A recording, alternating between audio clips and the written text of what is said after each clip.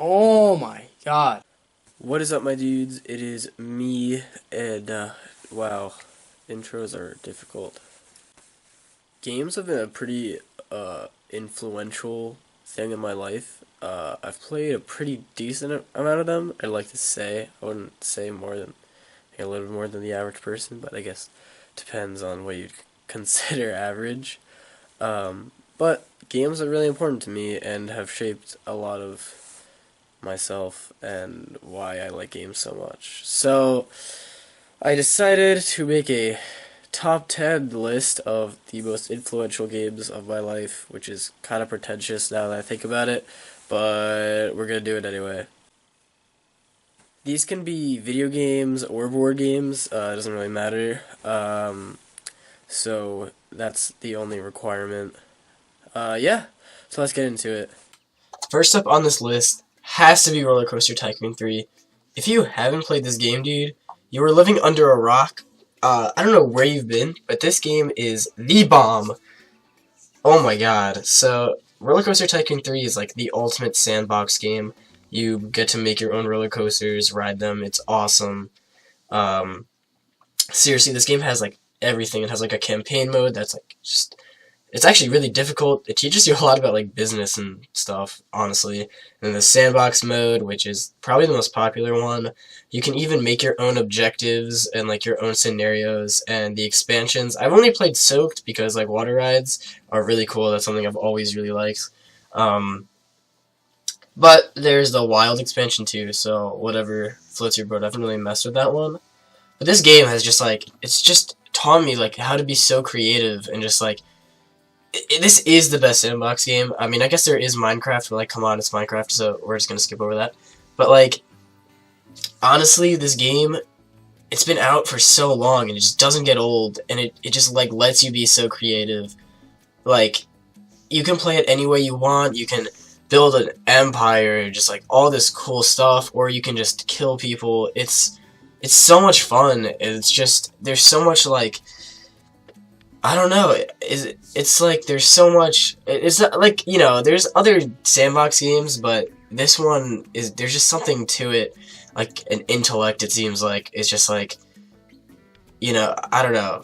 It's just such a great game, and it just teaches. It's really taught me how to be creative and how to problem solve and just stuff like that. So this game is honestly amazing. It's actually like incredible how much this game can teach you. Not really about like specific things, but about how, you know, how to fix problems, how to problem solve. It really just teaches you that everything's kind of connected. I mean, like, even in your park, you can have an awesome ride, but there's so much more to an amusement park than just the rides. You have so much stuff going on in the background. You have food, you have even like restrooms. It's just stuff like that. And this game just teaches you so much about, you know, you can be creative, but there's also, you know, background stuff to go with it and other responsibilities that you have to do to fulfill the like guests of your park.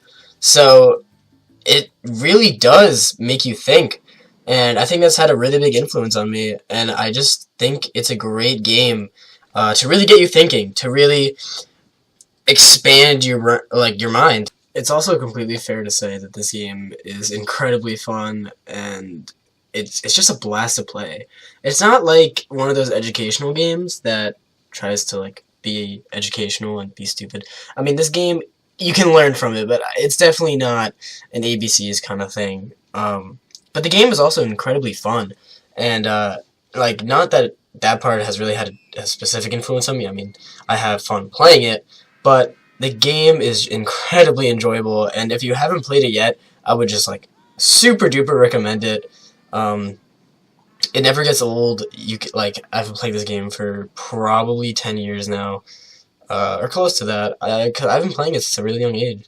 So overall, it's a fantastic game, and it has really made an impact on me. Dare to play.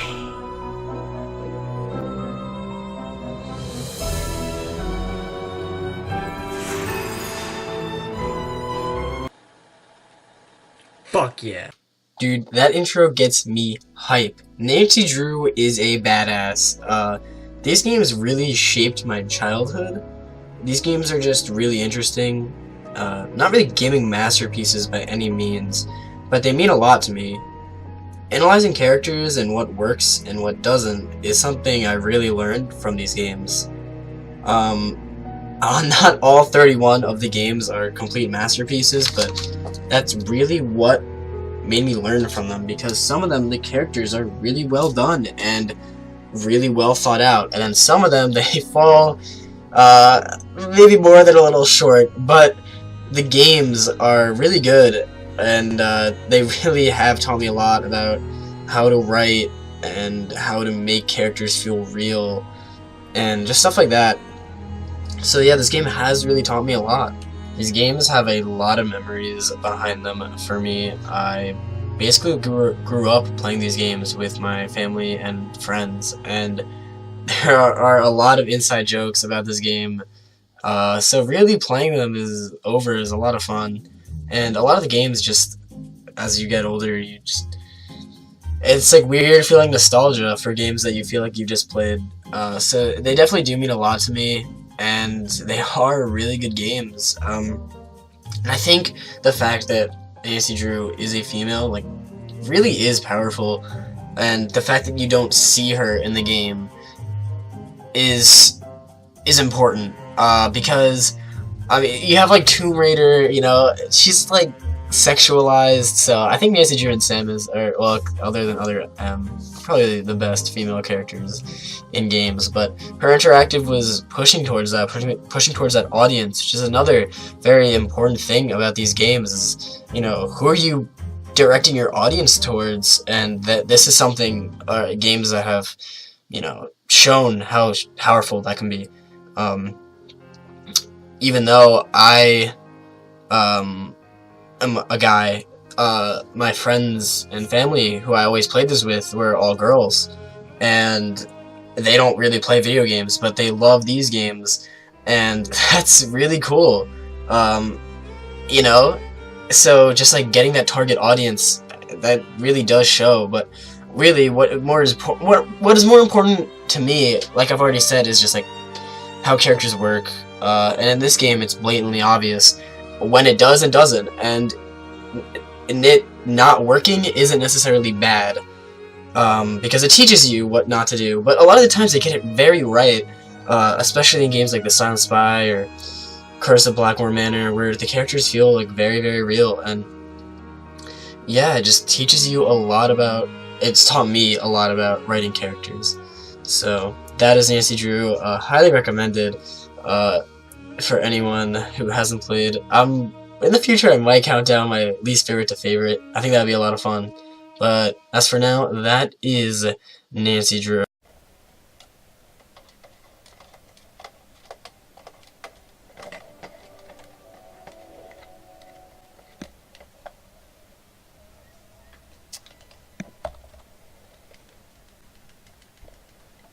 Really dumb. Really dumb mistakes.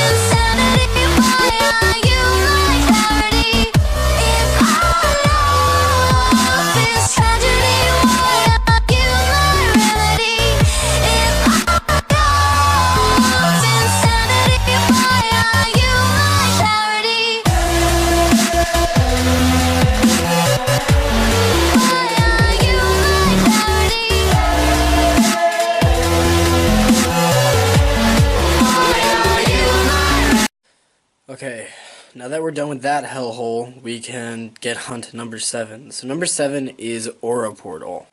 Bro, what is this? You put your own goddamn game on your top 10 most influential games.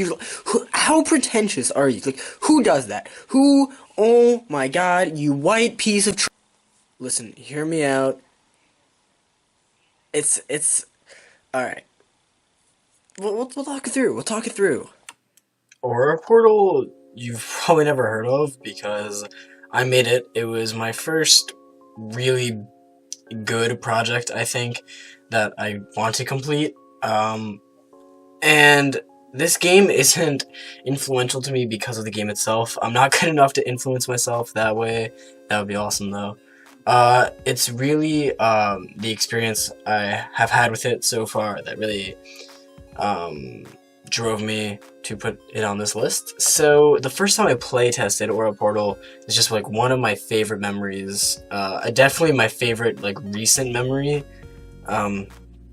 So my dad owns a comic book slash game shop, mostly comics, but I did play test Aura Portal for the first time there, and it was just such a great experience. It just made me want to keep designing and designing, and everyone was so interested on how to make the game better, but the part I was most impressed about was really myself and seeing like, okay, the game works, playtest 1, you know?